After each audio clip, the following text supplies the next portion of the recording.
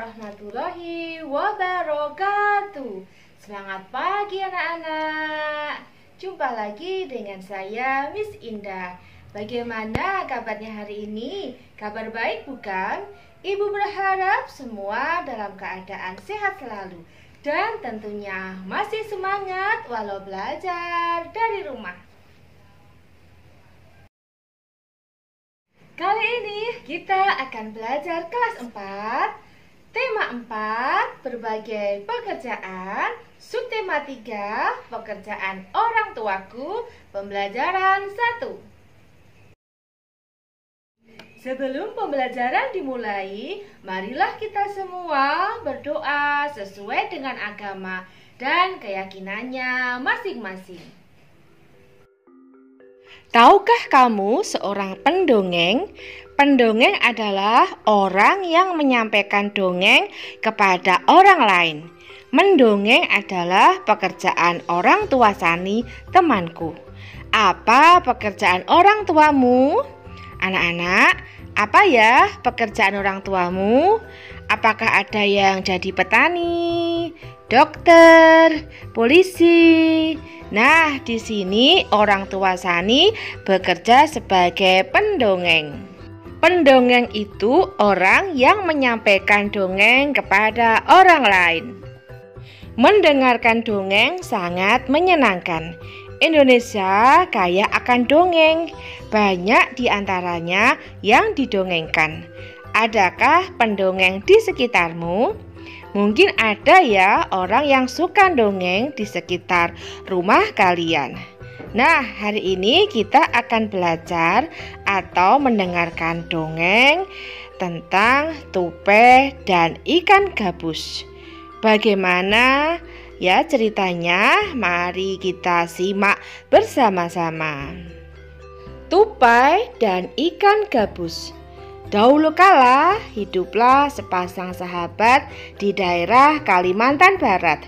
Mereka adalah seekor tupai dan seekor ikan gabus. Setiap hari mereka melakukan kegiatan bersama, mencari makan, bermain, bahkan mengunjungi tempat-tempat baru selalu dilakukan bersama. Suatu hari, tupai tidak melihat gabus, sahabatnya. Ia mencarinya ke tempat biasa gabus tinggal. Saat bertemu, tupai sangat kaget. Gabus terlihat lesu. Ternyata ia sedang sakit. Tupai sangat sedih. Ia menawarkan makanan untuk sahabatnya, namun gabus tidak berselera makan. Gabus hanya menginginkan satu jenis makanan yang diyakininya dapat menyembuhkan penyakitnya. Tupai berjanji akan mencari demi sahabatnya. Setelah gabus mengatakan makanan yang dapat menyembuhkan penyakitnya, tupai sangat kaget. Ia harus mencari hati ikan hiu. Ikan hiu sangat ganas. Tidak terpikir olehnya ia bisa mendapatkan. Namun tupai bertekad untuk mendapatkannya. Ia ingin sahabatnya sembuh. Tupai kemudian melompat dari satu pohon kelapa ke pohon kelapa lainnya yang dekat dengan tepi pantai. Saat menemukannya, ia melubangi satu kelapa dan membiarkannya airnya habis. Kemudian sang tupai masuk ke dalam kelapa. Angin kencang membuat kelapa jatuh ke pantai dan ikan hiu memakannya. Di dalam perut ikan, tupai kemudian keluar dari kelapa dan menggigit hati ikan hiu. Ikan tersebut mencoba bertahan sampai kehabisan tenaga. Ombak besar membawa ikan hiu ke tepi pantai. Saat itulah tupai keluar dari mulut ikan hiu dan membawa hati ikan kepada sahabatnya. Sampai di tempat ikan gabus, tupai kemudian memberikan hati ikan hiu untuk dimakannya. Beberapa hari kemudian, tupai melihat sahabatnya segar kembali. Betapa senangnya tupai melihat ikan gabus sehat seperti sedia kala. Dongeng ini disadur dari dongeng dan cerita rakyat Nusantara paling melegenda Ajeng Restiani.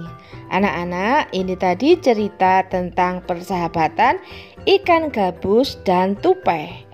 Mereka sangat bersahabat ya anak-anak, saling menolong satu dengan yang lain. Berdasarkan cerita tersebut, kita akan belajar menemukan unsur-unsur cerita yang ada pada cerita di atas. Lalu kita tuliskan pada kolom berikut ini. Pertama, yang kita tuliskan adalah pada kolom judul. Kedua, tokoh. Tokoh adalah yang memerankan cerita tersebut. Yang ketiga, sifat tokoh. Sifat tokoh yang ada dalam cerita itu ya, bisa juga watak atau karakter. Yang keempat, unsur cerita yang keempat, tempat atau latar. Jadi tempat terjadinya suatu cerita. Unsur cerita yang kelima, pada suatu cerita itu pasti ada awal cerita. Dan yang keenam yaitu akhir cerita. Dan yang terakhir, pesan moral yang disampaikan pembaca atau disebut amanat. Misal pada contoh dongeng tadi adalah judulnya apa anak-anak? Tupai dan ikan gabus.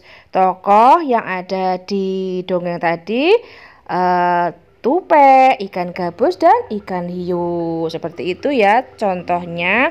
Nah, nanti sifatnya apa, tempat terjadinya di mana, awal cerita dan akhir cerita. Nanti di akhir cerita itu biasanya penulis memberikan pesan atau amanat. Bagaimana pendapatmu tentang cerita tersebut? Cerita tersebut sangat menarik yang menunjukkan persahabatan dua ekor binatang. Hal baik apa yang bisa kamu pelajari dari cerita tersebut? Hal baik yang bisa dipelajari dari cerita tersebut adalah sesama teman kita harus saling tolong-menolong. Tahukah kamu, dalam bercerita, pendongeng sering menggunakan wayang yang terbuat dari kayu. Wayang tersebut dibuat oleh pengrajin kayu. Ayo kita cari tahu lebih lanjut tentang pekerjaan pengrajin kayu. Dayu mempunyai teman yang bernama Beni. Pekerjaan ayah adalah pengrajin kayu. Mau tahu apa saja yang dilakukannya? Ini cerita Beni. Pekerjaan ayahku adalah pengrajin kayu. Ayahku membuat meja dan kursi.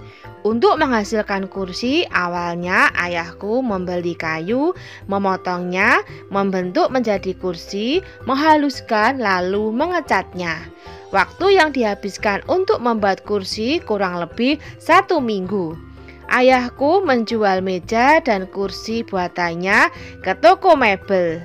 Di toko mebel itulah orang-orang bisa membeli meja dan kursi buatan ayahku. Itu tadi cerita tentang ayah Beni, yaitu seorang pengrajin kayu yang menghasilkan meja, kursi, dan lain-lainnya. Produk apa yang dihasilkan oleh ayah Beni, yaitu meja dan kursi. Apakah pekerjaan ayah Beni termasuk menghasilkan barang atau jasa? Jelaskan alasanmu. Ya, ayah Beni pekerjaannya menghasilkan barang karena menghasilkan meja dan kursi. Sumber daya alam yang digunakan oleh ayahku adalah kayu. Dari manakah kayu berasal? Apakah kayu tersebut dapat diperbarui? Berikut adalah proses pengolahan kayu menjadi meja dan kursi. Awalnya, pohon didapat dari hutan. Kemudian menebang pohon. Setelah itu, kayu diangkut ke kota. dibawa ke pengrajin kayu. Di pengrajin kayu, kayu dibuat meja, kursi, dan sebagainya. Kemudian dibawa ke toko mebel. Di toko mebel itu terjadi transaksi antara penjual dan pembeli. Lalu sama pembeli dibawa pulang. Inilah proses pembuatan kayu menjadi meja dan kursi sampai ke tangan pembeli. Nah, anak-anak, jelaskan proses yang terjadi sehingga meja dan kursi bisa sampai di rumahmu. Pohon di hutan ditebang dan kemudian diangkut sampai ke pengrajin kayu. Pengrajin kayu mengubah kayu menjadi barang seperti meja dan kursi. Setelah jadi meja dan kursi, dijual oleh pengrajin ke toko mebel. Dari toko mebel, masyarakat yang membutuhkan meja dan kursi dapat membelinya di toko tersebut. Ayahku mendapatkan kayu untuk bahan baku mebel dari hutan. Salah satu hutan di Indonesia yang sering diambil pohonnya adalah hutan di Kalimantan. Dahulu hutan di Kalimantan sangat lebat dan merupakan paru-paru dunia atau penghasil oksigen. Akan tetapi, kini pohon-pohonnya semakin berkurang, sering sekali karena kebakaran hutan dan juga penebangan hutan. Perhatikan kenampakan hutan di Kalimantan pada gambar di bawah ini. Warna hijau menunjukkan adanya pohon dan warna putih menunjukkan hutan yang gundul. Berkurangnya hutan Kalimantan tahun 1950 sampai 2005 dan proyeksi terhadap tahun 2020. Nah, mulai tahun 1950 bisa diperhatikan ya, yang warna hijau berarti hutannya masih bagus ya. Yang ada putihnya itu berarti sudah banyak yang ditebang. Bisa diperhatikan dari gambar di bawah ini. Menurutmu bagaimana perkembangan pohon yang ada di hutan Kalimantan dari tahun ke tahun? Dilihat dari gambar tadi, mulai dari tahun 1950, hampir seluruh wilayah Kalimantan tertutupi hutan. Nah, mulai tahun 1985, hutan di Kalimantan masih cukup luas.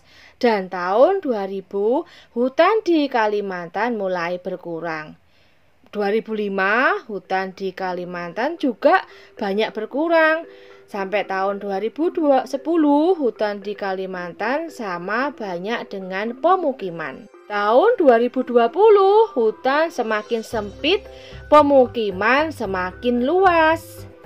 Berarti mulai tahun 1950 yang awalnya hutannya bagus, dari tahun ke tahun hutannya itu lama-kelamaan banyak yang dipotong dan juga kebakaran hutan, dan sampai sekarang lebih luas pemukiman ya daripada hutannya. Nah, sekarang kita harus wajib menjaga kelestarian hutan ya. Bandingkan kenampakan hutan pada tahun 1950 dan 2010. Hutan di Kalimantan tahun 1950 hampir menutupi seluruh Kalimantan. Sedangkan tahun 2010 hutan di Kalimantan sudah sama banyaknya dengan pemukiman. Menurutmu, mengapa kenampakan hutan pada tahun 1950 dan 2010 sangat berbeda? Karena tahun 1950 hampir seluruh Kalimantan masih tertutup oleh hutan. Sedangkan tahun 2010 hutan di Kalimantan sudah berkurang karena digunakan untuk pemukiman. Apa yang harus kita lakukan untuk menjaga kelestarian hutan? 1. Melakukan reboisasi. 2. Menerapkan sistem tebang pilih. 3. Menerapkan sistem tebang tanam. 4. Melakukan penebangan secara konservatif. 5. Memberikan sanksi bagi penebang yang melakukan penebangan sembarangan. 6. Tidak membuang sampah sembarangan di hutan. 7. Melindungi dan menjaga habitat yang ada di hutan. 8. Mengurangi penggunaan kertas berlebih. 9. Mengidentifikasi dan mencegah terjadinya kebakaran hutan. 10. Melakukan seminar pelestarian hutan. Demikianlah video pembelajaran kali ini. Semoga bermanfaat. Jangan lupa like, comment, and subscribe-nya ya. Bye-bye. See you tomorrow. Wassalamualaikum warahmatullahi wabarakatuh. I'm an icon, man. And my girl about a 10. I should fuck her in